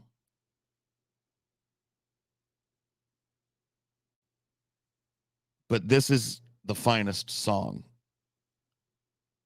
that's ever been made for a video game.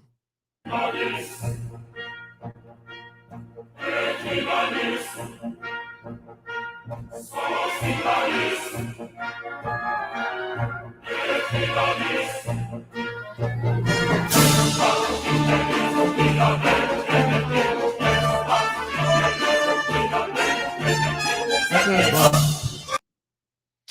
fucking crazy, dude.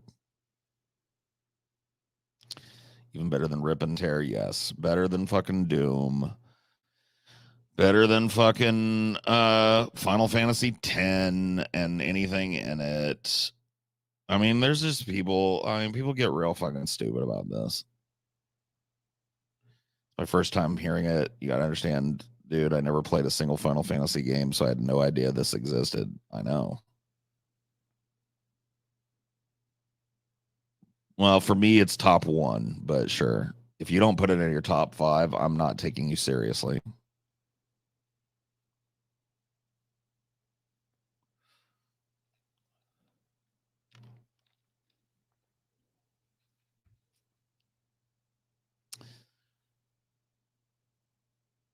Dude, you just don't understand, man. You did not face Sephiroth in his final form. Okay? If you did not fucking stare into the eyes of the one-winged angel, your arch nemesis, the killer of your mother, Jenova, the murderer of an entire village of people, and threatening to do the same to the world, you did not face Sephiroth, dude. You didn't watch as his body twisted into an incomprehensible form and he started shooting fucking beams of light at you. You weren't there. Okay? You know who was there with me? Mog. Mog was there. And that little motherfucker might look cute, but Mog, he's got that mimic materia on. Which means Mog cast fucking infinite versions of spells. Okay? Oh, Kate Sith. Yeah, my bad. I was calling him Mog. It's Moogle. Mog is, yeah. My bad. Kate Sith. Kate Sith, his ass was there. You know who else was there, dude? Vincent. Oh, yeah. I got Vincent. I found him. I did the optional side content and got me some Vincent. And guess what? Vincent was there with me. Vincent, Kate Sith.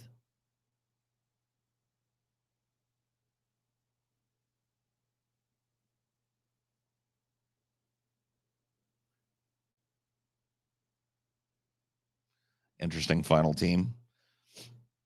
Oh, dude, I loved Kate Sith, but I just had him built to be my mage that could endlessly cast stuff. But I loved like his weird blue magic that he could get. Some of that shit just carries, dude. No, I didn't like Yuffie. Fuck Yuffie and her stupid little ninja star. Yuffie shouldn't even have been there. She was a child, dude. I was like, dude, I'm not taking a child into this fucking hellhole. Go home, Yuffie. Go to your parents. I'll see anybody.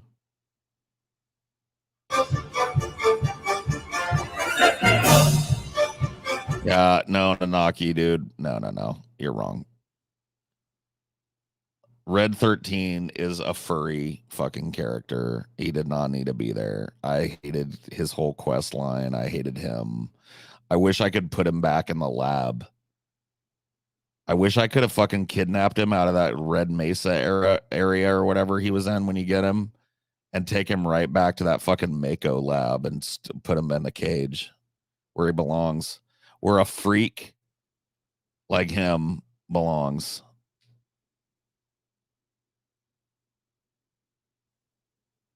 Freakish talking dog.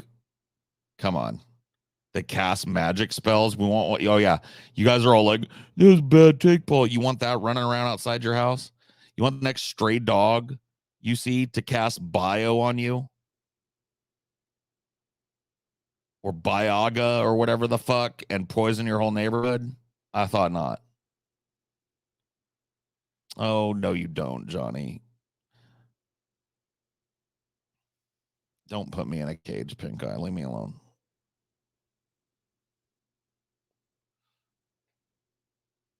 Yeah, dude. Fuck that, dude. Nanaki. Get out of here, man. Vincent, Kate Sith, and you know what, dude? If you want some spice on your team, throw in Barrett. But all these broads on the team, dude. Let me just be a little misogynistic for a second about Final Fantasy VII because people don't seem to know. All these dames, dude, waste of your fucking time and energy. Waste your time and energy putting them fucking dames on the roster. All right. Like, I know you like to sit there and oogle Tifa. I know before she gets killed, you like to fucking oogle the whatever her name is. I know I have trouble with her name now because I know they changed it like twice. Like in the modern versions, I think it's Aerith. She was Eris back in the day. I don't know why they did that. Why would they change Eris to Aerith? But anyway, whatever. She was Eris when I was playing.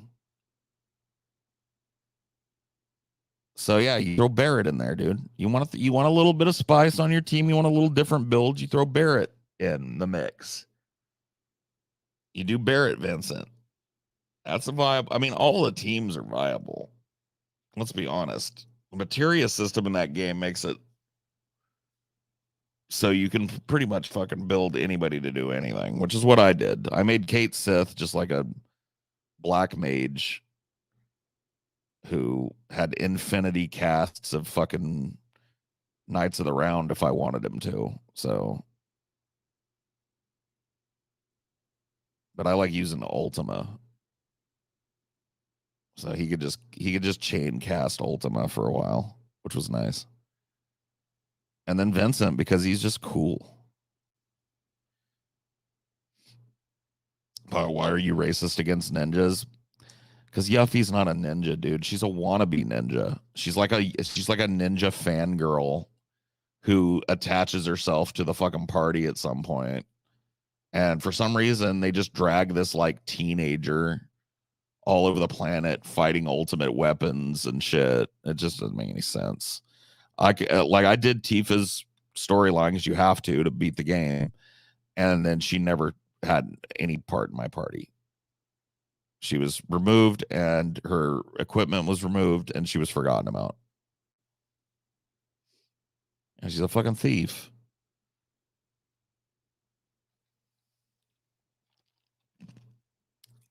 Am I butchering her name? It's Yuffie, right?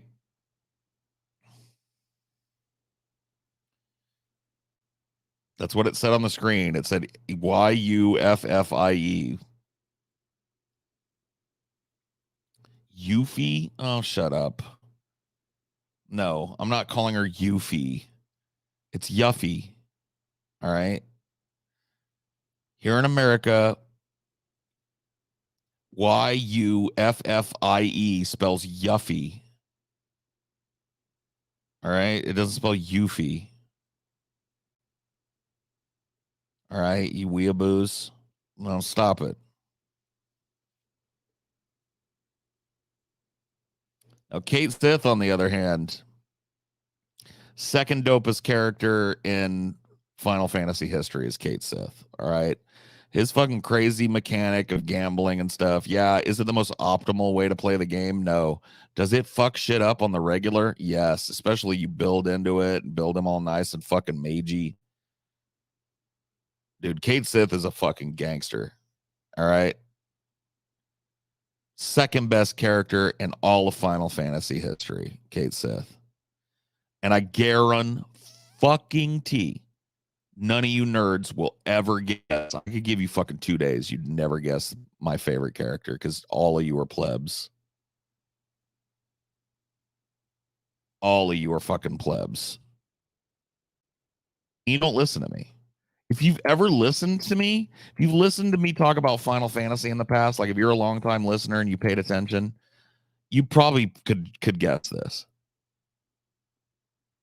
Because you would know certain pieces of information, like, for example, what my favorite Final Fantasy game is.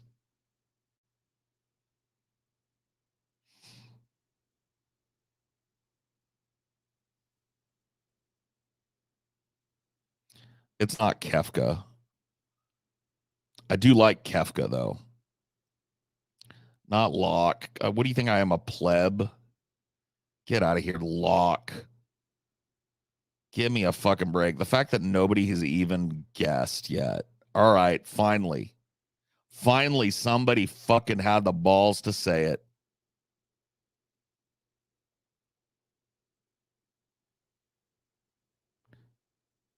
V V Vivi. The little black mage that could. Vivi. Greatest, most relatable, most heartwarming, touching character in all of Final Fantasy history. Vivi. Final Fantasy 9.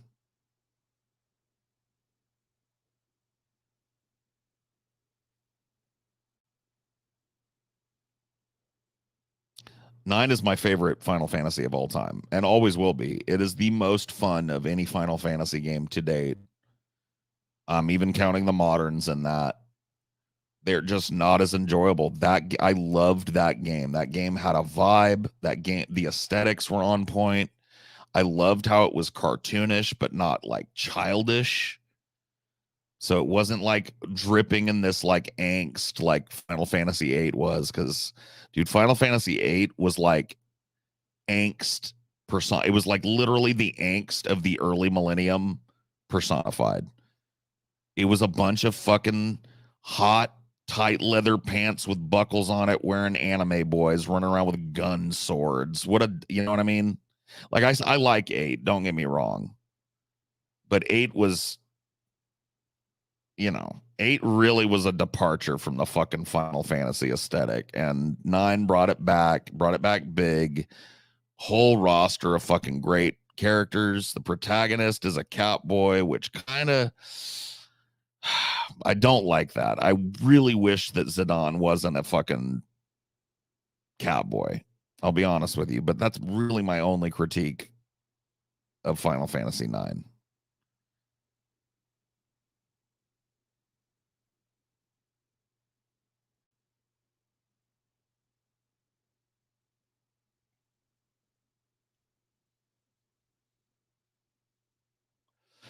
I mean, he's the protagonist. He's going to be a little bit of a dork. There's not like Final Fantasy, for whatever reason, likes making their protagonists kind of dorky, especially in the more modern games.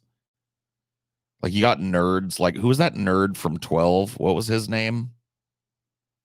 Like the like, totally dorky kid wearing like big yellow bangles and spiky hair. What was that nerd's name from 12? You know who I'm talking about. That's the kind of protagonist Vaughn. Yeah.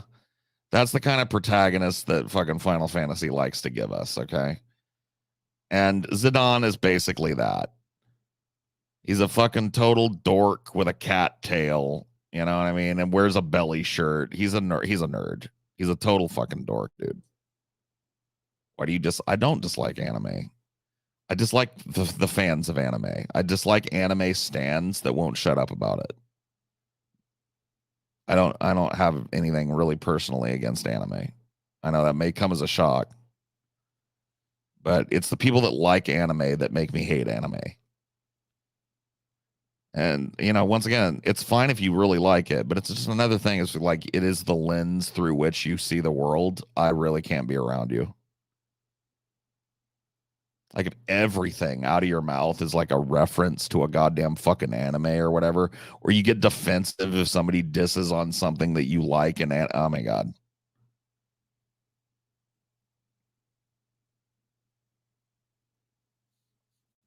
Yeah, Cloud was like the only badass that we got. Like Cloud was a fucking super soldier, stoic as fuck. You know what I mean? Didn't remember his past and then slowly did remember it and found out how he became a badass. Capable, big giant fucking sword. And that's what he brings. You know what I mean? That's badass. You don't get that. Look at fucking, okay, you want more proof? Final Fantasy X. Look at that fucking nerd. Look, what was the main protagonist of 10 again? What was his fucking name? The dumbest name ever. I can't remember what it is, but I know it's the dumbest name ever. Titus. Oh my fucking God.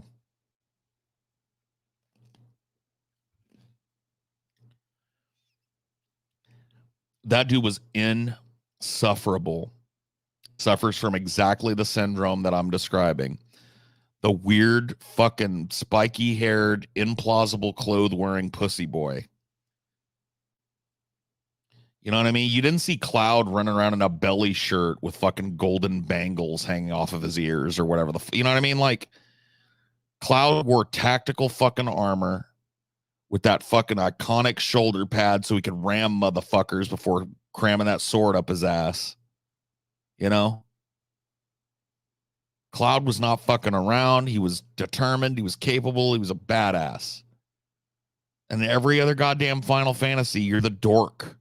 You're like the class nerd or whatever that suddenly finds a piece of materia under a rock or whatever. Now you can cast fire and that like makes you the fucking healer of the world or whatever. And you got to collect a bunch of ragtag nerds to go with you. You know what I mean? Like, what about Noctis? Noctis is tolerable as a protagonist, but he is kind of like a fey little pussy boy, isn't he? Like kind of like just like a rich, pampered little princely fuck.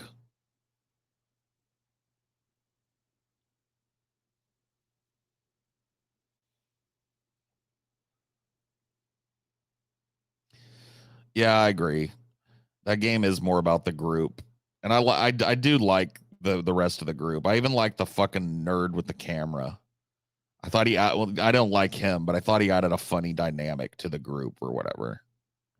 So Noctis fit in with that. He was the strong, quiet, silent type, but kind of he's just dorky looking. Cloud could also be the prettiest woman you if you play your cards right. Oh yeah, that no, I know. I remember that. Yeah, because he's got that whole sequence where he has to cross dress and pretend to be like a prostitute to infiltrate this thing to save somebody or whatever. And like if you do everything right and you have high enough stats and this, that, and the other thing, you can actually like win the beauty contest or whatever.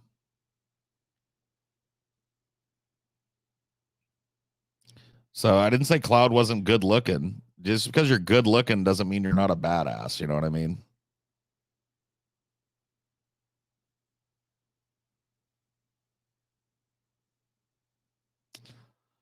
Paul, please stream games. No. I mean, maybe I will someday, but like I really like my struggle with the idea of streaming because I know it would be fun.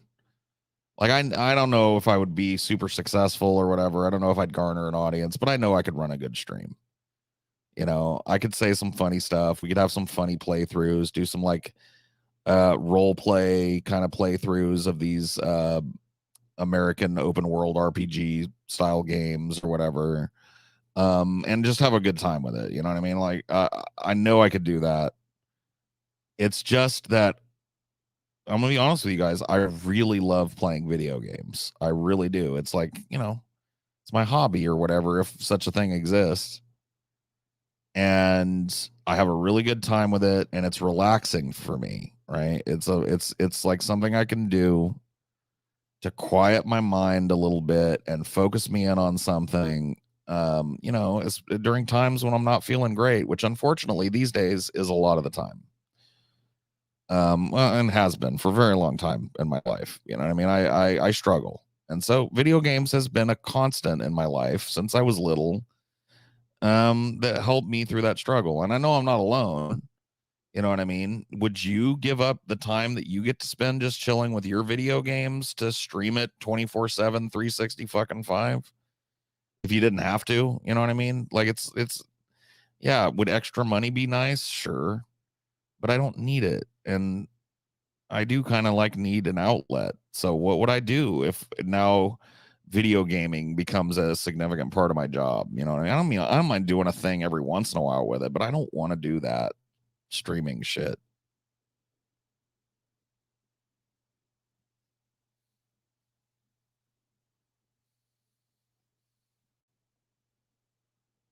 Yeah, I mean, I every once in a while I would throw on a game but we would just have a show like this, and I would play, and we would talk shit, and I would, sometimes dip into what was going on in the game, but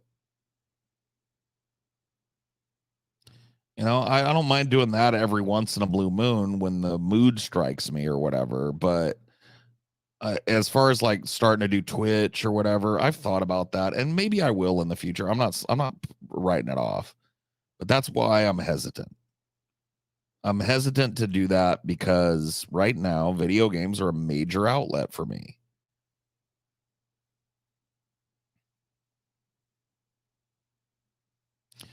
And let me tell you guys, dude, I know there's a lot of envy when you look at these streamer dudes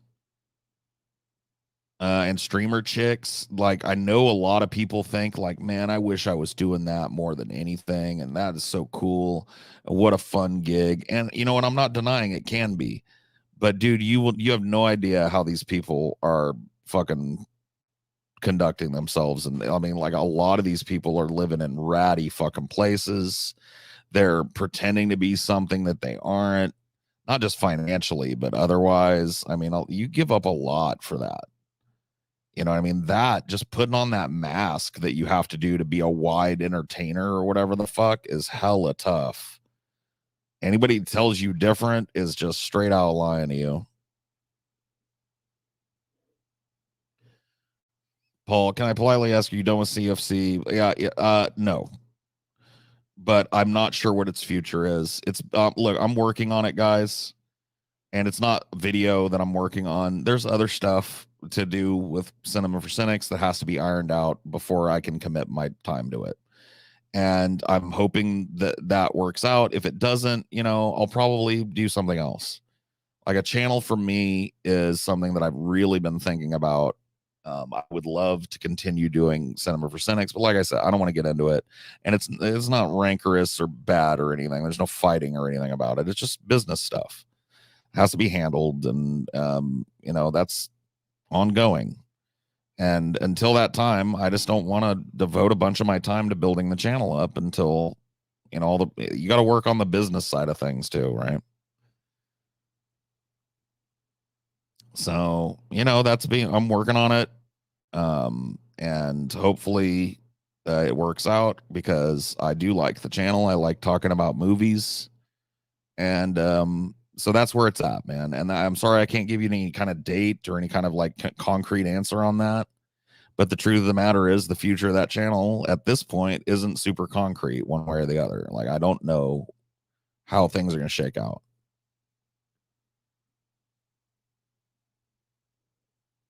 It's not even really personal. It's just business stuff. You know what I mean? It's yeah, you got to keep things personal. I mean, yeah, keep. I guess it's personal in that sense, but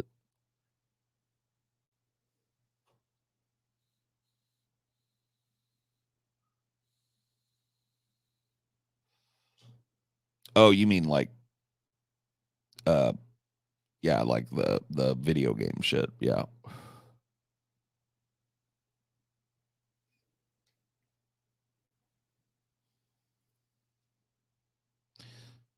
How come I can't dono? Because you don't got to worry about donos here. For now, I do this for free, and I think that's fine. We're just chilling. There's no monetary transaction. This channel never gets monetized, so this is not like me making money. I'm on. This is my day off. I'm just chilling, and you're welcome to chill with me. But I don't have the hat out. Every time I go live, I can't do that.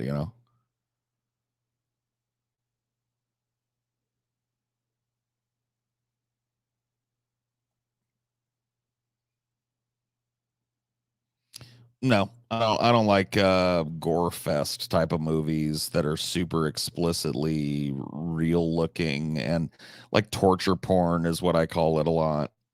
Hostile, that type of stuff. I mean, I guess there's some of that I'll watch. Like, Saw was kind of torture porn, but it was good because it was intriguing. I think a lot of that stuff is just like, a bunch of college kids go to a town in Colombia that they shouldn't have, and they get kidnapped.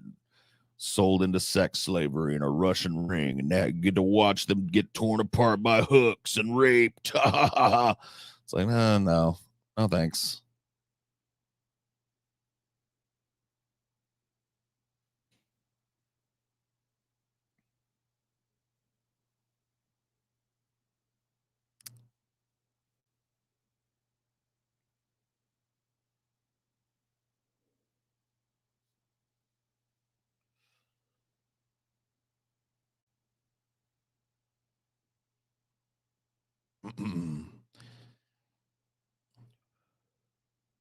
Start an ASMR channel.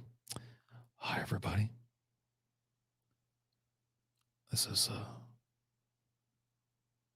Paul Zico. And today I'm going to tell you why revolution is imminent and the need for Americans to set aside their petty differences and walk hand in hand into the future is so preeminent. Thank you for joining me.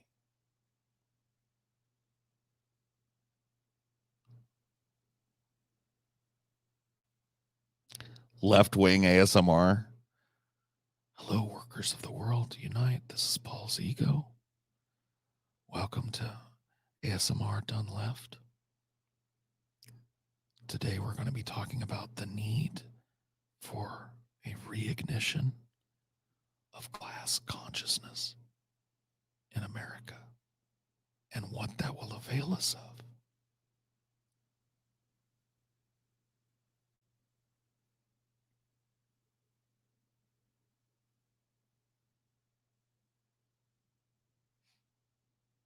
Untapped Neat, dude. What do you guys think? Because that's hella easy for me. I could sit and whisper all day. All I got to do is get one of those rigs that's like a more sensitive mic or whatever.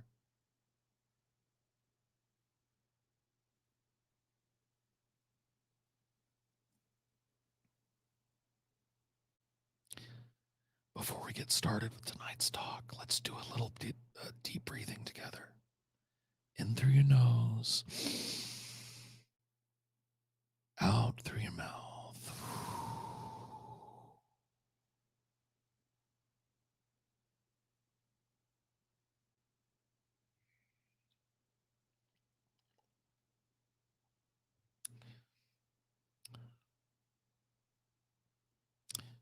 Let's do a little bit of stretching.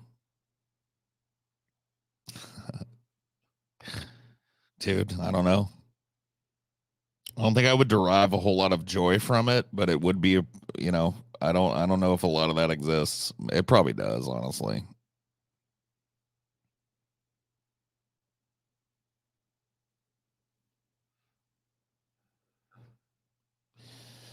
Yeah, hook up the pipe with like a sensitive little mic on it that'll let you guys hear the bubbler every time I fucking take a rip.